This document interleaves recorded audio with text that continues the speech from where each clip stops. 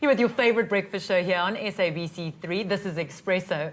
Now, this morning, we're joined by the team from the eMakhazeni local municipality. I've got Executive Mayor Linky Mohlala, and I'm also joined by Municipal Manager Oscar Nkosi. Good morning and welcome to Expresso. Morning. Good morning.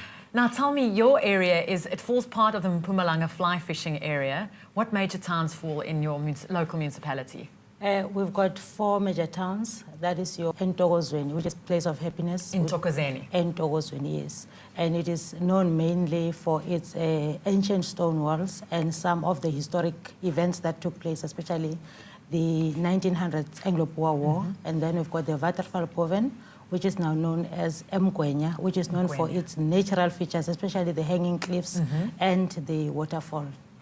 We've also got Dalstrom, which is a trout fishing area in our area. It's more your affluent area in our area, known for tourism and trout fishing, as it were. And then the major town that we've got there, which is the head office, is Belfast, now known as eMakhazeni.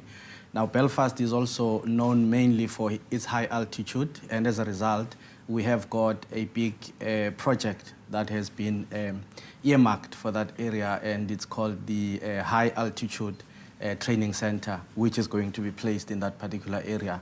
We've already have been given an indication by the Premier of the province of Mpumalanga that there's about 50 million that we have received from the Portugal government for purposes of that particular project. That's really fantastic. And it's nice promotion for the area. Indeed. It is. Now, infrastructure and maintaining high standard, is that challenging? It is a real challenge because if you talk infrastructure at a municipal level, you talk your water supply, you talk your roads, you talk your sewer, and it is a challenge. The reason being that eMakhazeni comprised of very, very old towns, and the infrastructure is very, very old. And ours is to maintain and also match the development that is taking place within eMakhazeni. Then, which means that we have to bring new sewer pipes, new water pipes into the old ones. So it is a challenge. Well, as a result of the towns being old, we've also obviously over the past 5 years looked at how we can then upgrade such infrastructure. We focused on upgrading water because South Africa is a signatory to the United Nations Vision 2014 in terms of Millennium Development Goals, which indicate that we must make sure that our people have access to water by 2014, have access to sanitation, and are able to live well.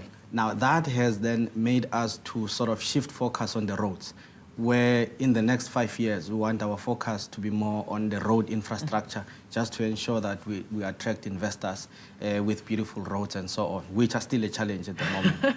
Now, you say you want to attract investors. Is economic development one of your key drives for the economy, the local economy? It is. We adopted a local economic development strategy in 2007, which focuses on 4 major thrusts. The first one being our agriculture, because our economy is driven by agriculture. The second one being tourism, because we're quite big in that particular area. But we have a new one now, which is promoting SMMEs, small, medium, and micro enterprises, because we think that those are the people that can actually drive our economy. Yes. And the last one being education, which the Honorable Executive Mayor likes very much, and I'm sure she can talk more about that. As far as education is concerned, we do not have the tertiary institution within eMakhazeni, and as you know, within Mpumalanga, meaning that you don't have the university. So it is a challenge because as our children are in grade 12, they do not look forward to going to faraway tertiary institutions. So that is why I say the levels of education within the area is very, very low. And the issue of skills development is also a challenge.